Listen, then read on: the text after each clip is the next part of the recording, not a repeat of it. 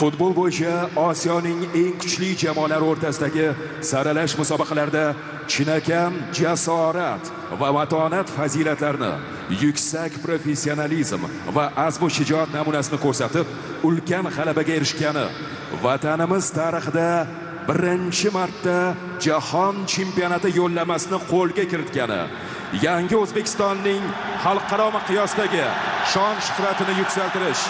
yosh avlodni ona yurtga muhabbat, milliy g'urur va vatanparvarlik ruhida tarbiyalash ishlarida faol ishtirok etib kelayotgani uchun quyidagilar mukofotlansin. O'zbekiston iftixori faxriy unvoni hamda BYD chempion avtomobili bilan Abdullayev Abdulla Qahramonjon o'g'li futbol bo'yicha O'zbekiston milliy terma jamoasi himoyachisi